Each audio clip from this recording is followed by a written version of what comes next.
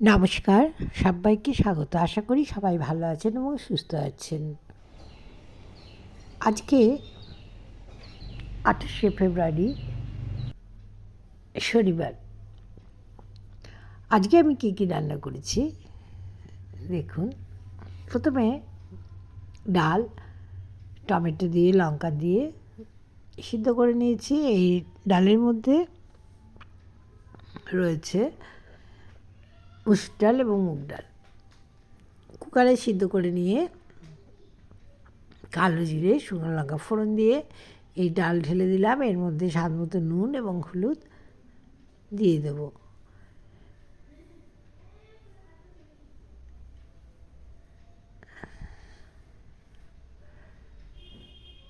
প্রতিদিনকার পাতে ডাল খাওয়া অত্যন্ত জরুরি। বিশেষত যারা ডায়াবেটিসে ভুগে থাকেন তারা এই প্রতিদিন এক বাটি করে ডাল খেতে হবে। আজকে রান্না করেছি এর সাথে সেচির শাক। বাগান থেকে সেচির শাক তুলে নিয়ে ভালো করে ধুয়ে কুচি কুচি করে কেটে রেখেছি। আর রান্না করব এঁচোড় দিয়ে চিংড়ি দিয়ে তরকারি। ডাল আমার হয়ে গেছে, নামিয়ে নিলাম। এখন সেচির শাক আমি রান্না করে নেব। দেখুন, গাছে ছোট ছোট এঁচোড় আমি কেটে নিয়েছি। এই রকম ছোটো এঁচোড় খেতে বেশ ভালোই লাগে। এঁচোড়গুলো ছোট ছোট টুকরো করে কেটে কুকারে সিদ্ধ করে নিয়েছি। কড়াইয়ে তেল গরম করে এর মধ্যে রসুন এবং শুকনো লঙ্কা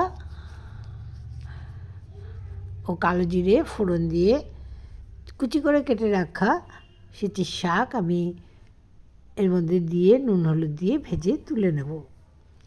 এই শাকের মধ্যে রয়েছে কিছু পালং শাক ও কুমড়োর শাক, কুমড়োর ফুল। এগুলি বাগান থেকে আমি তুলে নিয়েছি। তুলে নিয়ে রান্না করেছি। এই শাকের টেস্ট খুব ভালো হয়। দেখুন, রসুন এবং কাঁচা লঙ্কা ফোড়ন দিয়ে একটু ভেজে নিলাম। ভেজে নিয়ে কালো জিরে দিয়ে দেবো। এইভাবে আপনারা সেচির শাক রান্না করে দেখবেন, খেতে অসাধারণ লাগে। আমাদের তো খুব ভালোই লাগে, আমরা প্রায়ই খাই। বাগানে এতে আগাছার মতোই বেড়ে ওঠে। একটু রসুন ফোড়ন দিলে এই শাক খেতে খুব ভালো লাগে। আজকে এর সাথে রান্না করব কাতলা মাছের তরকারি।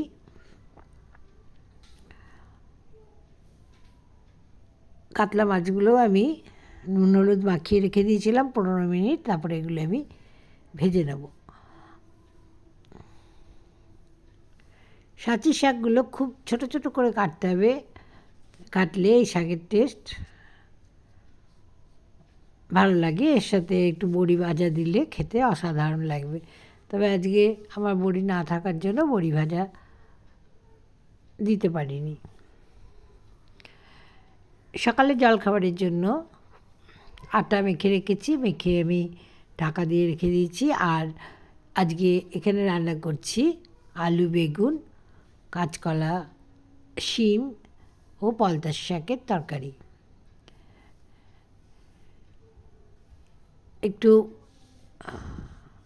রাঁধুনি ও সর্ষে ফোড়ন দিয়ে এই সবজিগুলো আমি দিয়ে দিলাম এবং তার সাথে পলতার শাকও ধুয়ে দিয়ে দিলাম।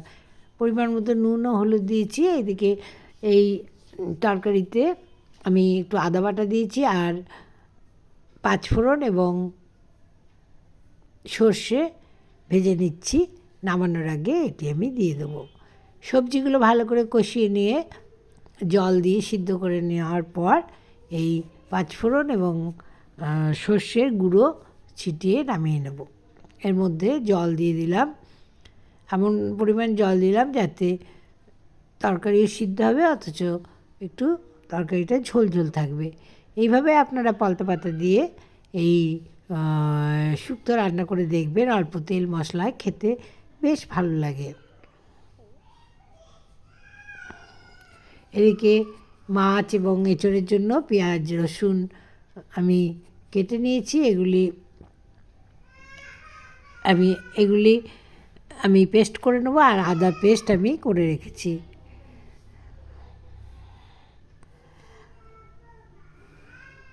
এঁচোড় চিংড়ি করার জন্য এঁচোড় ছোটো ছোটো করে কেটেছি এবং চিংড়ি মাছ নিয়েছি, আর কাতলা মাছ ধুয়ে নুন হলুদ মাখিয়ে রেখেছি।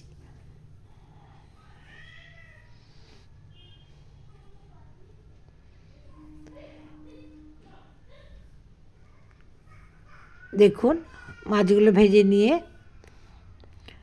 একটু জিরে ফোড়ন দিয়ে এবং পেঁয়াজ রসুন আদা লঙ্কা বাটা দিয়ে মাছের ঝোল রান্না করেছি। এদিকে আলু ভেজে নিয়ে ওই তেলের মধ্যে